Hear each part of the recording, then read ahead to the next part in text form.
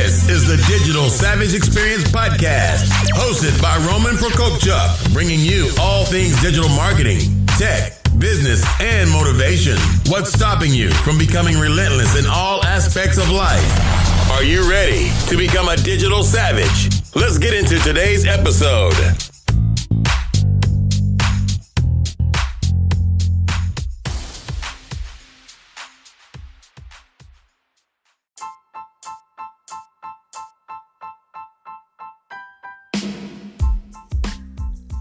Hey everyone, this is Roman Prokopchuk, and this is the Digital Savage Experience, episode 48. My digital marketing tools in 2019. So I don't know how it's 2019 already. January is almost over. February is about to start pretty soon. And I'm sure everyone has their marketing campaigns underway in terms of paid, social, organic, email, and everything else that runs the gambit of digital. So I just wanted to kind of review some of the tools I use and have been using over the years and currently am using in 2019 that may help you or may steer you in the right direction. So I use Google Analytics in terms of an analytics platform that I've used for 10 years now. Industry standard go-to. Obviously, if you have traffic in the millions, tens of millions, you're probably using something more robust or a paid version, but Google Analytics for the sites that I'm looking at basically does the job. Also use HubSpot marketing and sales suite. So marketing, you integrate Google Analytics as well for kind of a secondary view. You have social media options in terms of scheduling posts for organic social. You can connect paid accounts and basically get another layer of insight from HubSpot and their platform. You have the CRM component in terms of sales, which organizes leads very well, and other features that include kind of contact and lead tracking, different funnels, lead nurturing campaigns, emails, landing pages, unique forms, and that kind of thing. I use Advanced Web Ranking Cloud to track basically organic rank. It's the most cost-effective one that I've found over the years. I've looked at different ones, probably 5 to 10. And in terms of cost and value, this is the one that I always recommend to any size company or agency. So it's fairly robust. The interface is very clean. There's a lot of basically additional features like piecing together not provided data to understand where kind of organic search is coming from or what terms are driving organic search, because obviously 99.9% of that is not provided at this point, when obviously years ago Google decided to block all that.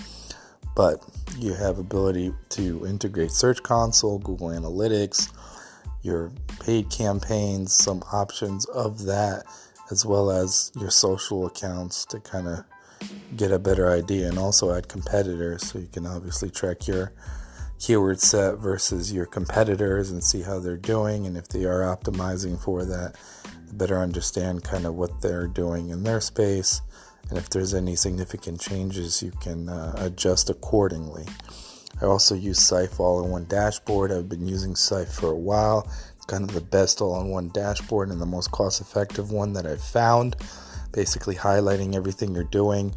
It's widget-based, so syncing and integrating all of those kind of data sources and basically having a one-screen view in terms of all the moving parts, which is very useful because you can connect the dots faster. I also use Screaming Frog SEO Spider. Many of you that do search engine optimization have been using it. I mean, it's an industry standard for kind of technical SEO and crawling the site for errors.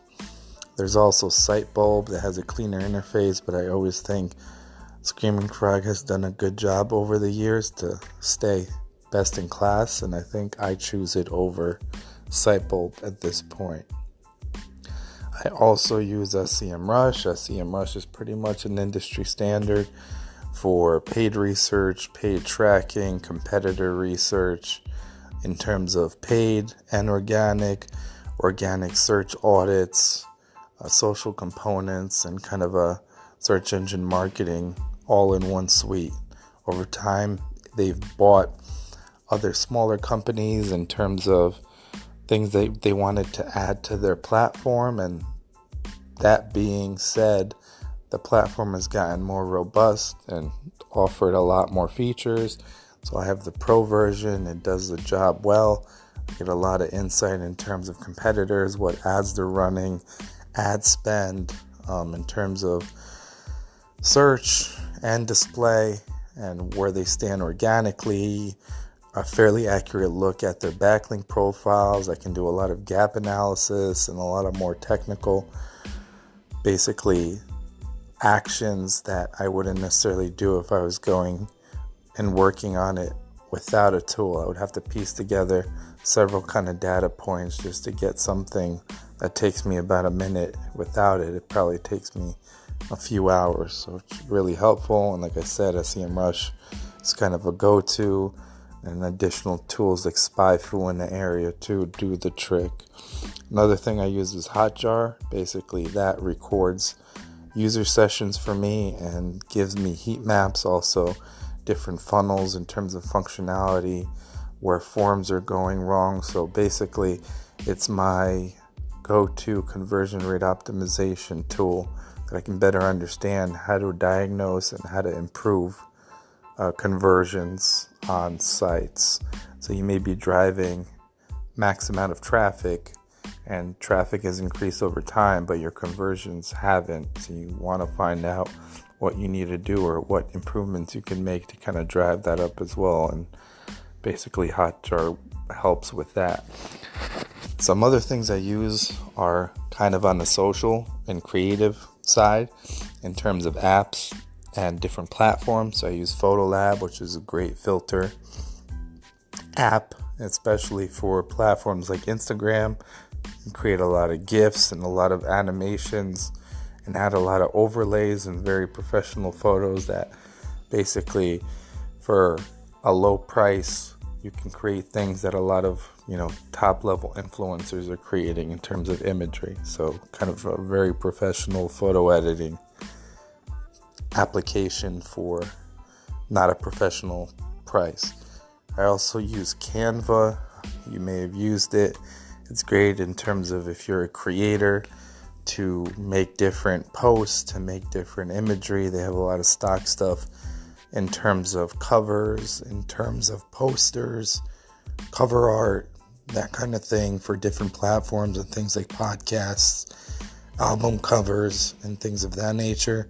So anything you make visually, it can help you out with.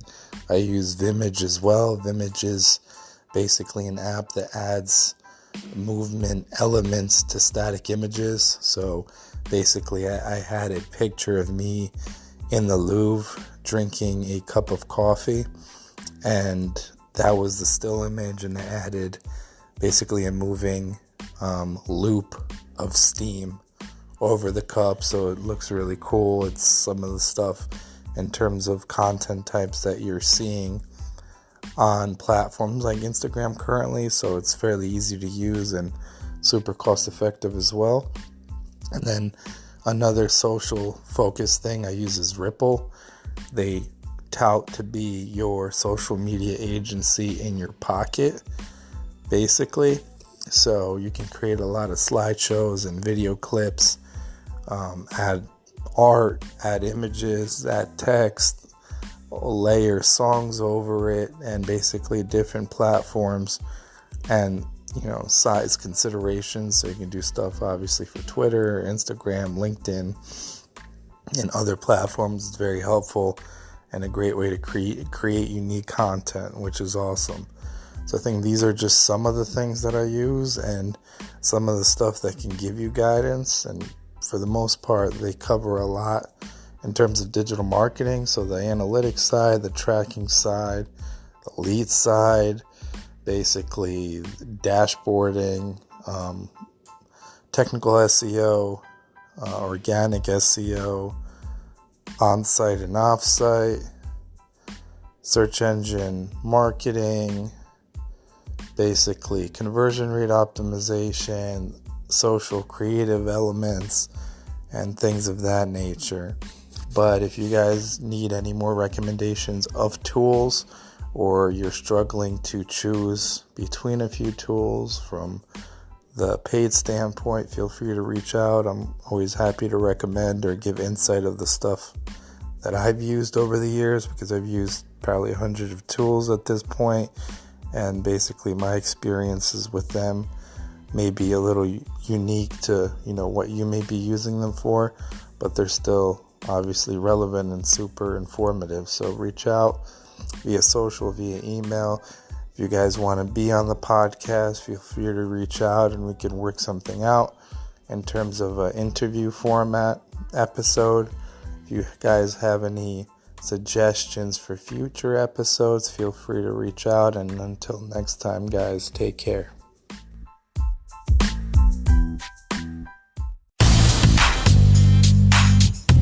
This podcast has been brought to you by Nova Zora Digital. Find out how Nova Zora Digital can help your company grow online. Learn more at novazoradigital.com. Until next time, all you digital savages. The podcast you just heard was made using Anchor. Ever thought about making your own podcast? Anchor makes it really easy for anyone to get started.